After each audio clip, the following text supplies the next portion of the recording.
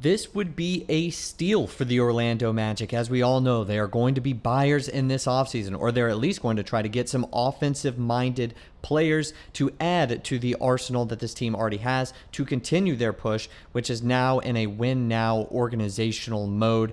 Guys, we're talking about recent reports coming out saying that this team could be a potential target for Nickeil Alexander-Walker. Maybe it's a mutual decision. Maybe it is something that is just one-sided. We're going to get into what some of these recent reports are saying today and about how aggressive this Magic team is going to be in the offseason. But first, guys, welcome to Magic Digest.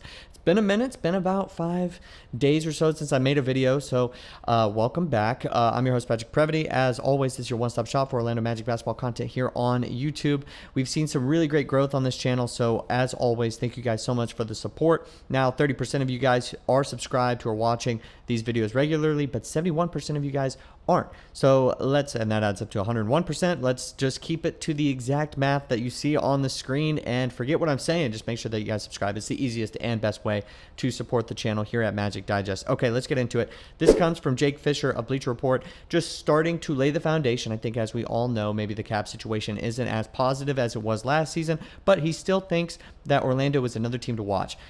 He really does. I've heard a ton of buzz so far. They're clearly making calls and seem to be a team that's going to be a factor on the guard market. They've got a couple scenarios to make trades to open up the full mid-level exception. They've got a lot of wide range of salaries above the mid-level, below 30 million, around 30 million to package together to go out and make any number of moves. So obviously this is really important that this team is going to have to continue to remain flexible if they are going to want to target a player like Nickeil Alexander-Walker or any of the different guards that we have talked about before. Now, as far as what this team is in the market for, I think for the most part, this team has a lot of different types of players. And anytime I recommend a certain player, I feel like it's always stepping on somebody who's already on the roster, but we got to recognize that there's going to be some turnover. There's going to be some other guys leaving if you were to add a player like Nickeil Alexander-Walker. So if you add him, or if you add a guy like Trae Young or any of the other bigger names that we've talked about, that would probably be in place for some of the guys that are already on this team. So it's just about weighing your options, which is going to be better for us to win next season. You know, the Boston Celtics aren't going to be what they were in the past few years.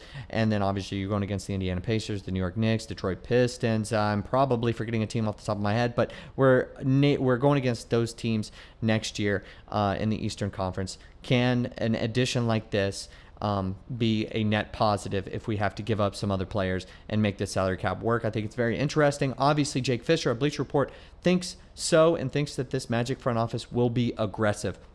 Now, another report that I kind of also wanted to back this up with was coming from Mark Stein, talking specifically about Nickeil Alexander-Walker. Next season's full mid-level exception will be worth more than 3 times that Alexander-Walker made last season at $14.1 million.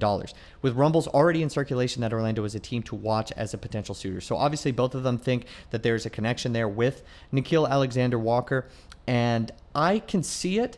But I'm kind of more deferring to what you guys might think of this, because I'm a little bit like, I just don't know after everything I've just said if that is going to be a net positive or something that really pushes us over the edge. Now, obviously, both of these articles will be linked down below so you guys can check them out. They are kind of more so, this is one piece to the puzzle in a sense of the role player kind of driven offseason that some potential NBA insiders think that the Orlando Magic are going to have, right? It's not going to be star-centered. It's going to be more centered around some of the role players. Nickeil Alexander-Walker would be one of them. So when we're thinking about that net positive, just as, you know, in the same sense that I might not think that it's going to be a net positive, we also have to remember that it's going to be in addition with a couple of other pieces. Let's take a look at what he ended up doing last year for the Timberwolves.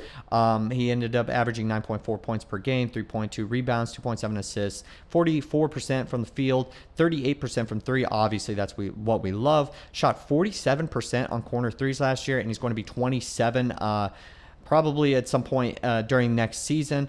And he's 6'5", obviously going to play that 2-guard position, but can handle the rock and bring the ball up the court if we were to need that. I don't think we really would, considering we would add him to the fold and we wouldn't really have to give up a guy like Jalen Suggs. And I know you guys don't want to give up Jalen Suggs, but we probably wouldn't have to give up any of the other ball handling guards that we do have on this roster, such as Anthony Black. Maybe Cole Anthony would be in a little bit of danger here, but I still don't really think so. I think that this is more of a plug and play kind of guy, just through a vacuum in a sense.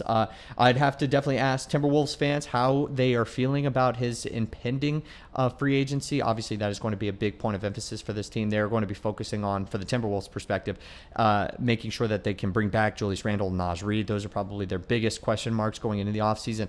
How high up the totem pole or the priority list is Nickeil Alexander-Walker? Probably not as high as those two guys, because that's obviously trying to keep their core together, making sure that they have another competitive few years, while Anthony Edwards is still being an amazing player just as he is, and they're trying to make another conference finals, get further than 5 games in the conference finals. So they want to bring back that core. They want to be able to do what they can do to potentially win. Now, Nickeil Alexander-Walker drafted 17th in 2019 NBA draft. Obviously, probably looking for a little bit more from him, but I definitely think he's a very good player and somebody that this Orlando Magic team can add to the fold. And I think this would be an improvement if, we don't have to give out too much to potentially get him as far as the salary cap situation is concerned. Now, the reason for the Magic to sign him, this is also included in one of the articles, kind of going over a lot of what I have said before, but I'll kind of read this out and just see exactly what you guys might think. Obviously, at the very end here, it does mention the Julius Randle and Naz Reid aspect of it. That is something that they're going to try to retain. And, they definitely don't want Alexander Walker to go to another team in the Western Conference that is trying to contend. It definitely looks like he will probably try to go to a team that is going to contend. In a sense, they want him to rather go to the Eastern Conference. Orlando Magic last season, 35.3 three-point attempts per game. That was 23rd in the NBA. We all know how bad they shot from three last year. 11.2 three-pointers made per game last year. That was last in the NBA. 31.8% from beyond the arc, last in the NBA. That was last, I believe, in the last 8 years in the NBA. I don't have that number off the top of my head, but I've definitely mentioned it in multiple other videos just how bad. We all know and are aware. Here's the rundown for Alexander Walker. Ideal shooting guard to come off the bench, capable of providing solid on-ball defense against point guards due to his height, game intelligence, and quickness. He's also a fairly competent three-point shooter, which would address one of Orlando's weaknesses from last season. Now, definitely not the best player that we have talked about in this offseason and in this offseason series. I would love to know what you guys think. Is this a player that you would like to add to this team, maybe in addition to using those 2 picks or being able to package those 2 picks to get somebody else onto the squad? If you add a guy like Nickeil Alexander-Walker, do you then try to go for a front court presence rather than somebody in the back court? Probably in that sense, right? And you maybe don't use those 2 picks on a guy, if you do keep them, that's in the back court, and you try to go for the front court, see if you could get a front court scorer to pair along with maybe a Wendell Carter Jr. or Jonathan Isaac. Where does Bataze fit in all that? That was definitely, we're 4 or 5 steps ahead, but that is definitely something that this Orlando Magic team is going to have to weigh. But I asked you guys a ton of different questions in this video, so you guys can choose to address which one of them or whatever direction that you want to go. But let me know what you guys think down below in the comments section. As always, I will see you guys next time with more Orlando Magic basketball content.